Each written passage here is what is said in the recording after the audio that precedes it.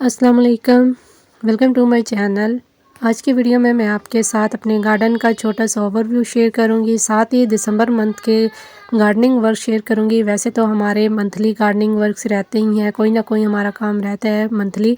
तो दिसंबर में हमें अभी कौन कौन से काम करने चाहिए, अभी हमारे गार्डन के कौन से काम ऐसे हैं जो हमें अभी कर लेने चाहिए। चैनल पे पहली बार आ रहे हैं, चैनल को सब्सक्राइब और वीडियो को लाइक और शेयर ज़रूर कीजिएगा। उम्मीद है कि वीडियो आपके लिए हेल्पफुल रहेगी। तो सबसे पहले जो हमारा गार्डनिंग का करने वाला काम है, जितने भी आपके ओवर ग्रोथ होने हुए हुए प्लांट हैं उनको आप उनकी प्रूनिंग कर दीजिए, ताकि प्लांट जो है दोबारा से जैसे ही ये फरवरी मंथ का मंथ स्टार्ट हो तो आपके प्लांट जो है दोबारा से अच्छे से ग्रोथ करना शुरू कर दें। यहाँ पे मैंने मिंट की कटिंग लगाई थी, वो भी मेरी अच्छे से चल पड़ी हैं। और यहाँ पे मेरा जो है चाइनीज़ वॉलेट का प्लांट था, चाइनीज़ एवरग्रीन का प्लांट, इसको मैंने जो है प्रून कर दिया। आपको मैंने कई वीडियो में शेयर किया था। काफ़ी इसकी लेगी ग्रोथ हो चुकी थी और काफ़ी दूर दूर ब्रांचेस हो गई थी, इसकी पत्तियां भी काफ़ी दूर दूर थी। तो इसको मैंने हार्ड प्रून कर दिया और इसकी जितनी भी स्टेम्स थी उनको मैंने कटिंग के तौर पे लगा लिया नए प्लांट तैयार करने के लिए।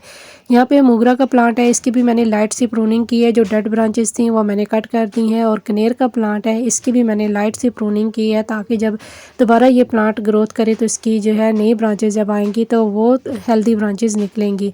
यहाँ पे हमारा जो करने वाला दूसरा काम है, ये हमारे जितने भी समर के फ्लावरिंग बल्ब वाले प्लांट आपने अगर लगा रखे हैं, अगर तो आप इनको मिट्टी के अंदर ही रहने देते हैं तो इनके ऊपर जितनी भी पत्तियों की ग्रोथ हुई हुई है इनको कट कर दीजिए। कट करने का फ़ायदा ये होगा कि आपके प्लांट की जो एनर्जी होगी वो बल्ब के अंदर स्टोर रहेगी। और जैसे ही हमारा जो फरवरी मंथ स्टार्ट होंगे तो हमारे बल्ब के ऊपर जो है काफ़ी अच्छे से फ्लावरिंग होना शुरू हो जाएगी।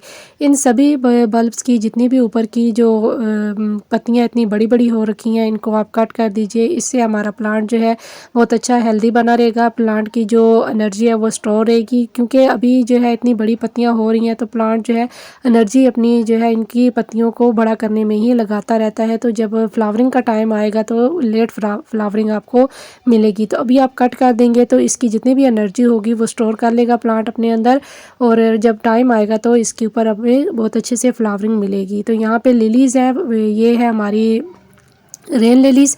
इनके भी काफ़ी जो है लगी ग्रोथ हो गई है, बहुत ज़्यादा घनी पत्तियां हो गई हैं। तो इसकी भी मैं कटिंग कर दूंगी ताकि इसके बल्ब जो है वो अंदर मिच्योर हो सकें। जब पत्तियों की ग्रोथ ज़्यादा होती है तो बल्ब हमारा जो है इतना ज़्यादा मिच्योर नहीं हो पाता। तो यहाँ पे भी मेरे कुछ बल्ब वाले प्लांट लगे हुए हैं, इनकी भी मैं ऊपर से पत्तियाँ कट कर दूँगी, ताकि जब जैसे ही वेदर सही होगा तो हमारे प्लांट की जो ग्रोथ है दोबारा से अच्छी होना शुरू होगी। यहाँ पे जितने भी मेरे लिलीज़ वाले प्लांट थे इनकी सारी पत्तियाँ मैंने कट कर दी हैं।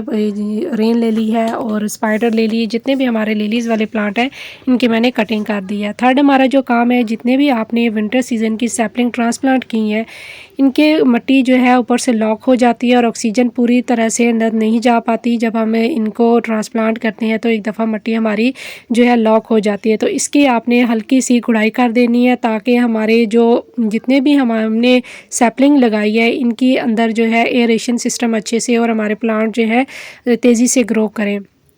क्योंकि जब प्रॉपर ऑक्सीजन अंदर नहीं जाएगी और जो है एरेशन सिस्टम अच्छे से नहीं जाएगा, मिट्टी जल्दी ड्राई नहीं होगी तो फंगस लगने का भी डर होता है, हमारी सैपलिंग जो है वो ख़राब भी हो सकती है। तो इस तरीके से आपने किसी भी टूल से अपने प्लांट की जो है अच्छे से पॉट के अंदर हल्की गुड़ाई करनी है। बहुत करीब अपने प्लांट के गुड़ाई नहीं करनी, साइडों से आपने मिट्टी को हल्का सा लूज़ कर देना है, ताकि जब आप दोबारा पानी डालें तो ये मिट्टी के अंदर जो है एरेशन सिस्टम अच्छे से होगा और प्लांट हमारे तेज़ी से ग्रोथ करेंगे। तो फोर्थ जो हमारा काम है, जब आपने सैपलिंग ट्रांसप्लांट कर ली है तो उसके बाद 10 से 15 दिन बाद आप इनको कोई ना कोई लिक्विड फॉर्म में फर्टिलाइज़र दीजिए, जिसमें काऊ डंग का लिक्विड फर्टिलाइज़र है या प्याज के छिलकों का फर्टिलाइज़र, वो बना के आप दे सकते हैं, जिससे आपके प्लांट जो है बहुत अच्छे से तेज़ी से ग्रो करेंगे और टाइम पे आपको फ्लावरिंग देखने को मिलेगी।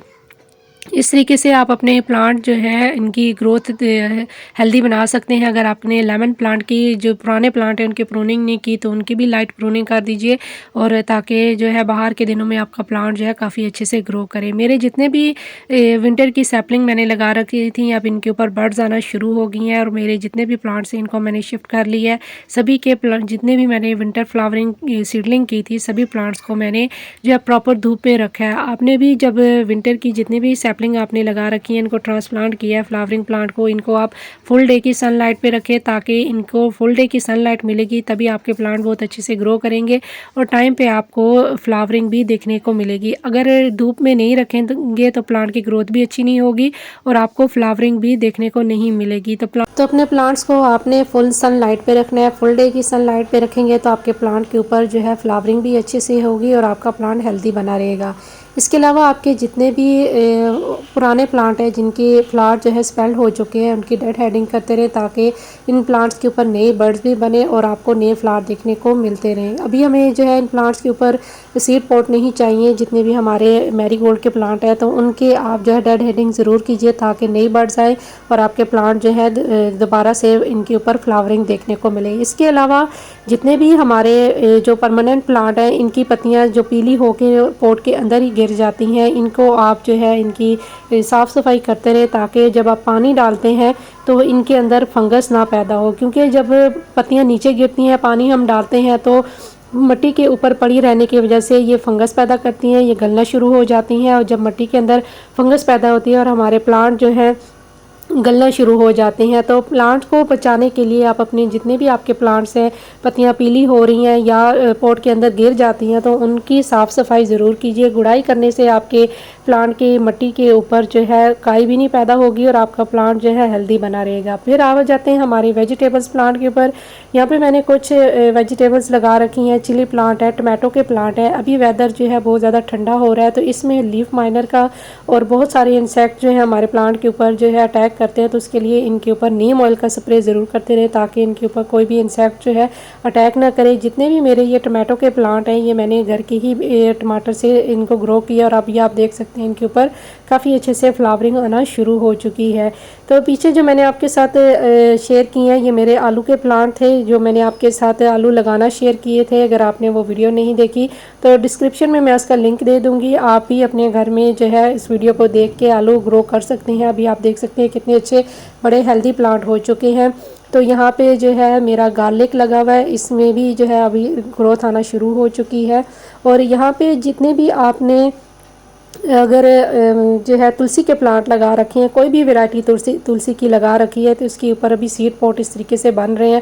अगर आप इनको ऊपर ही रहने देंगे तो प्लांट जो है आहिस्ता आहिस्ता मरना शुरू हो जाता है, उसको यही मैसेज जाता है कि सीड बना ली है तो मेरा काम जो है ख़त्म हो चुका है, अब ये प्लांट जो है मरना शुरू हो जाता है। तो जब आप ऊपर से इनके सीड पॉट कट कर देंगे तो आपके प्लांट को दोबारा से मैसेज जाएगा और अपनी एनर्जी स्टोर करके जब बाहर के दिन आएंगे तो दोबारा से इसमें ग्रोथ आना शुरू हो जाएगी। तो ये काम आपने लाजमी करने हैं जितने भी आपके पेंडिंग के पड़े हुए काम हैं। तो दिसंबर की इतनी ज़्यादा ठंड में भी आपके प्लांट जो है बहुत अच्छे से ग्रो करते रहेंगे, आपके प्लांट के ऊपर फ्लावरिंग भी बहुत अच्छे से टाइम पे आपको देखने को मिलेगी। तो इंशाल्लाह फिर मिलेंगे किसी और नए वीडियो के साथ, किसी नए टॉपिक के साथ। तब तक के लिए अल्लाह हाफिज़।